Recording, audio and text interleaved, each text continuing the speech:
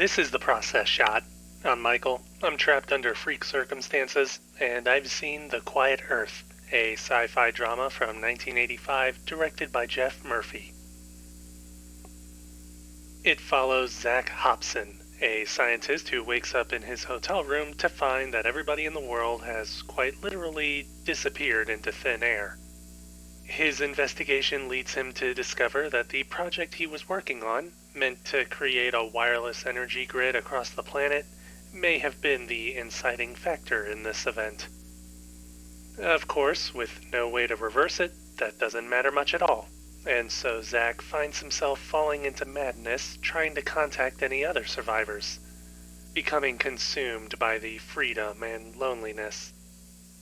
Miraculously, others do make themselves known, though with them they also bring back the conflicts and rivalries of human nature, all the while trying to determine what hope there is for their future. This film has a very good balance between character and story, though I would say that there's far more of it that's a character study over anything else. It's not too hard to see why, given how a good half of the film is focused entirely on Zach and his slow but steady mental decline, as he reconciles with being the last man on Earth. It's not particularly unrealistic, in a way illustrating how someone can make use of an empty world that is at their disposal, while finding absolutely no happiness because of this loneliness. It's a crushing sort of realization that Zach is put through, and despite the humorous aspects that occur throughout these early scenes, they're all played out with a slow realization of his descent, both for him and for us as well. There is eventually a breaking point, of course, and it's around here that the actual story kicks in and shifts gears a bit. The thematic focus also changes from Zach's singular experience to that of multiple people, and the ways in which a person's comforts and wants may come to supersede their greater desires for survival, no matter how impulsive or illogical doing so may seem.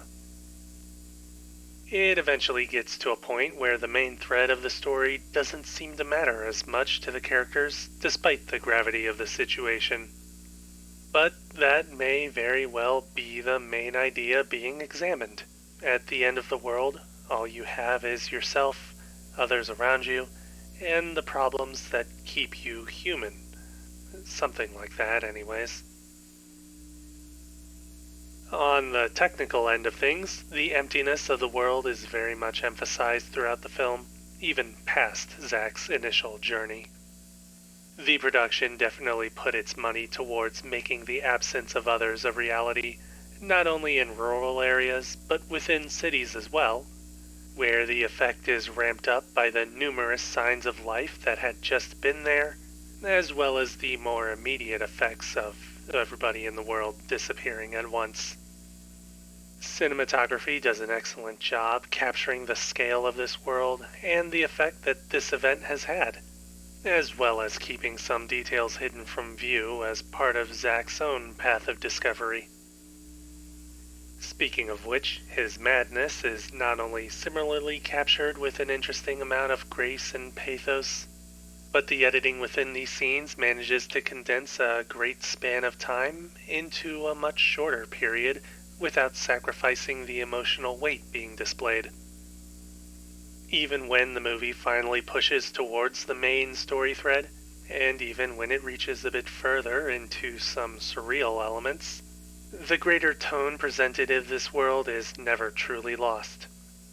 In a sense, this is another conflict within the film, in that this world around our characters takes on a life of its own, and the remaining human element is doing what it can to regain some sort of control.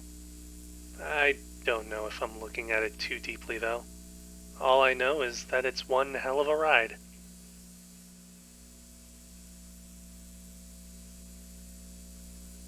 The Quiet Earth.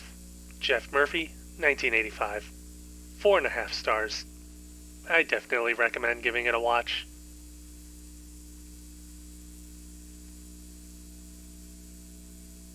That's it for this review. If you liked it, leave a like. If you have something to add, leave a comment. Subscribe to the channel for more reviews. As somebody who has been left all alone for the past 2 years, I can relate to what goes on in this movie. Well, except for everything related to the story itself.